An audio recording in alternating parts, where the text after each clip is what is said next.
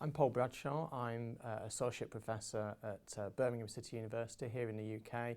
I run a course in MA Online Journalism, and I also work with news organisations on data journalism projects and social media and all sorts of online journalism investigations. So first of all, what do technologies and new kind of journalism practices now allow people to do with a view to getting the story out there as it happens? Online technologies now offer massive opportunities for instant publication. I think one of the biggest changes that digital media, online media have brought to reporting and journalism is distribution. It's not just about making it easier for people to find stories or tell them, but it's actually reaching large audiences, which is really quite striking. And that might be things like live tweeting or live updating on social media. It might be live streaming of video or audio, or it might be just publishing on a website and that reaching wide audiences very quickly through other people sharing that information. Mm-hmm. And sometimes those are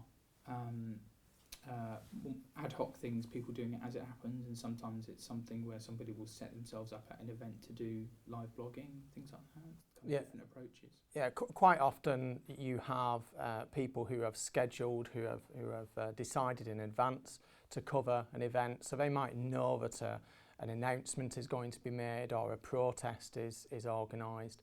And at other times it's accidental. It's someone happens to be present when something important happens and they instinctively take pictures or film video.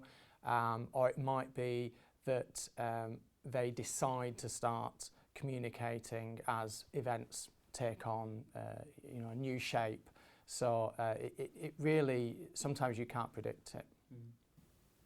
Could you talk us through some ways that that maybe you or other cases that you know about people have used these kinds of technologies?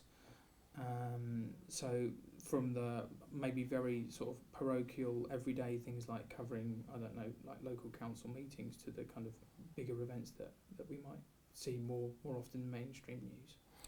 The obvious things to cover, the obvious things that I've been involved in covering and that my students have been involved in covering are things like conferences. So you're at a conference, it might be an industry conference or an academic conference, and you're updating with tweets initially in terms of what people are saying, or Facebook updates. But you might also do audio interviews, video interviews separate to that. Council meetings and kind of public meetings of public bodies are quite obvious candidates for live coverage as well.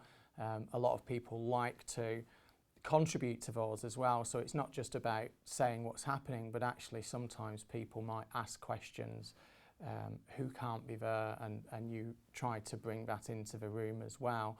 And then there have been protests, and again there it's important to interview people to find out a bit more about the routes where it's happening.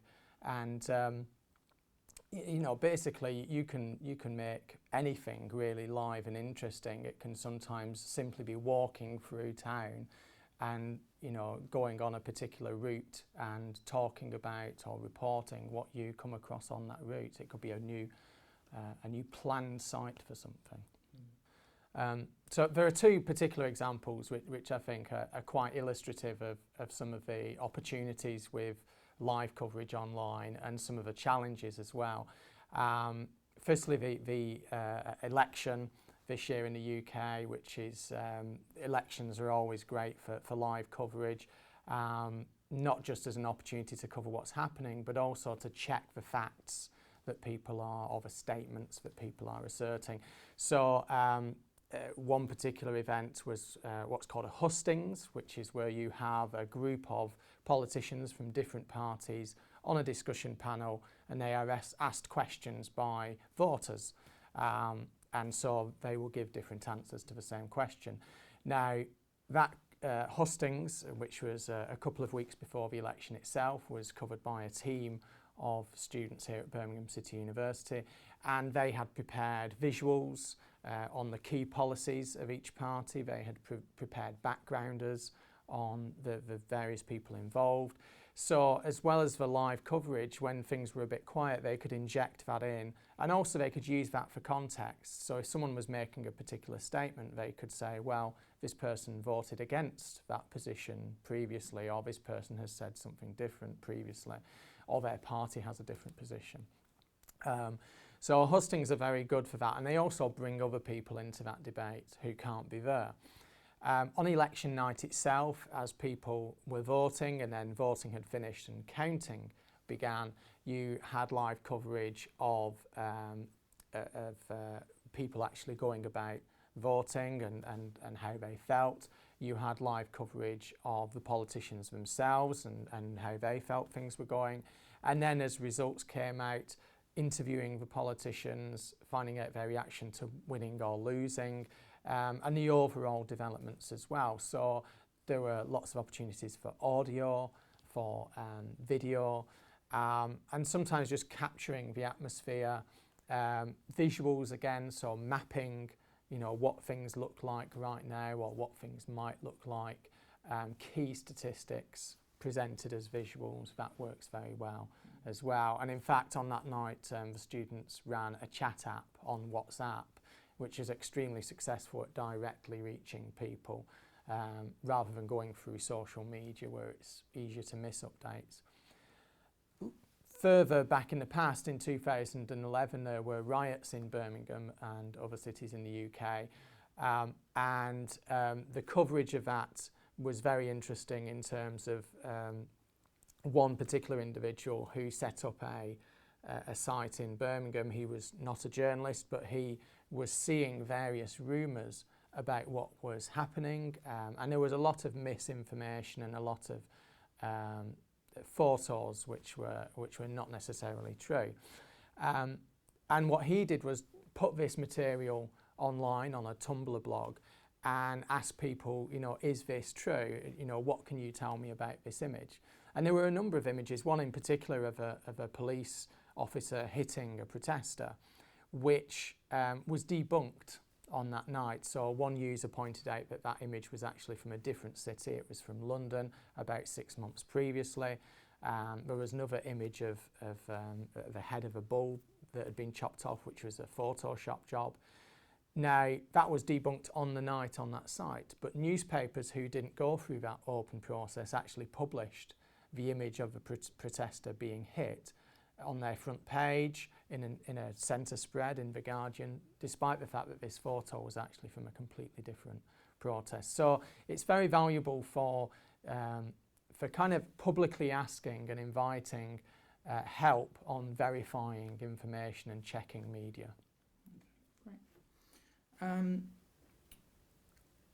And what are some of the kind of best or newest or most likely to be used technologies out at the moment, whether it's mobile or laptop, and maybe talk through kind of, you know, top three that you're interested in? It's very easy to get caught up in particular technologies. There's been a lot of attention recently to Periscope and Meerkat, which are live streaming apps. So you can turn on your phone, and I'll show you right now. When you open it up, you can see the most recent live streams on the app from other people. If you go to the camera icon, it starts to initialize a stream, so it's starting to film what's in front of it, and you can type some sort of description of what you're filming. So, well, I'm filming a carpet here, so I might type carpet live, and when I press start broadcast, that's going to send a tweet to my Twitter account saying live now, carpet, and the video that's on screen now. But also people will be able to send messages to me which will appear on screen, and I can reply back to them on screen. So it's very much an interactive format. Periscope has introduced a landscape feature, so you can film in landscape as well, but most people forget to do that. There are a number of older technologies as well, which have been around for much longer than Meerkat and Periscope, that do very similar things.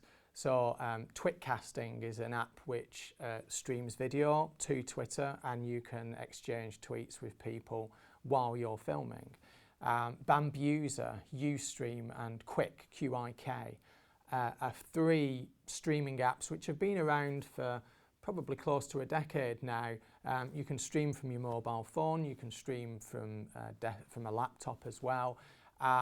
There's not necessarily the same chat functionality, but you can film in different orientations, and there's a bit more control, a bit more power. So while I think Periscope and Meerkat are very useful for consumers, non-journalists who need to get some video up quickly and don't want to have a big technical learning curve for that, I think if you are intending to reuse the video and you've got some time to plan, then you're probably best using a platform which you have more control over and can produce a video which can be reused afterwards if that's what you intend to do. But broadly speaking, I think it's important to try a few tools and just use the one that you're most comfortable with. They all do much the same thing. You can also stream audio. There's a tool called Spreaker, which will stream up to 30 minutes of audio on the free account. And you can record audio on tools like Audio Boom and then put that on Twitter automatically or very quickly, or you can tweet a link to it. So again, there are lots of useful tools with audio as well. And in many ways, I think audio is often quicker than video and easier, especially if you have bandwidth challenges, if you've not got much data on your phone package, for example. Audio is a better option sometimes. And it can, in some of those situations, it can be a bit more covert or a bit less of a load on putting a camera in somebody's face when you're trying to do an interview with them. Things like yes, I think audio is also very good for people who are quite often more willing to talk on audio and more open than they might be on video. You don't have to spend a lot of time telling the story. You don't have to film long videos or record long audio. Keeping it short can be very important in reaching a wider audience, and Vine and Instagram are very good for very short videos. The Ferguson protests in the US, for example, were some of the most popular coverage of that was Vine clips, 6 seconds each. Remember, you can obviously film more than one. It's a good idea to film it on your phone first rather than through the Vine app, because that way you've got a higher quality copy, and also if it goes over 6 seconds you've got a bit more control. And you can combine clips as well, which is quite interesting. You can have a number of clips in 6 seconds. How would you be interested then in seeing people use these technologies in the future, and what kind of challenges do you think they present? I think the big challenge for journalists is recognising that they are going to be less and less often the people that record what actually happens, to do the documenting. And I think documenting what happens is really just the base level of what journalism does. Once you've documented something, you can then move on to bringing it to life. You can move on to analysis, you can move on to checking the facts, verification, that sort of thing. So as more and more people use these technologies, more and more people who are at these events, then there's less of a need for journalists to just do exactly the same thing. Really, at that point, journalists will be more and more, and are already more and more, acting as curators, so identifying what is the most important piece of video or audio or text update that we need to bring to people's attention. Beyond that, what isn't being done? So perhaps there's lots of text, but no one's doing any video. So I'm going to make sure I film some video or do some audio. If it's a complex event, there might be a need for context or analysis. So you might need some experts that you can contact. You might need to draw on your own experience and research. And if it's a contested event, then verification is going to be important. This person's saying this, but this other person, this agency, this organisation is saying something different. Who's telling the truth? I'm going to go over there and actually see with my own eyes and record with my own eyes what's happening. Or I'm going to identify who that person is and ask them some more questions. Or I'm just going to raise questions generally and say, well, how do we know? We need some evidence for this. And I think what's particularly important with all of that is preparation. You know, live coverage isn't just turning on your phone when something is happening. In many cases, you can anticipate that something is going to happen.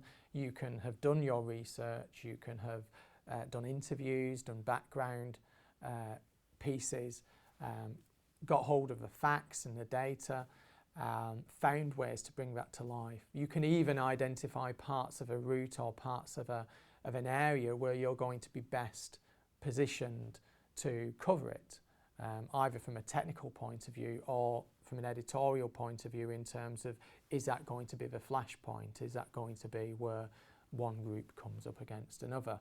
So I think that planning and anticipation and context is really going to be more important than documenting when everyone is documenting.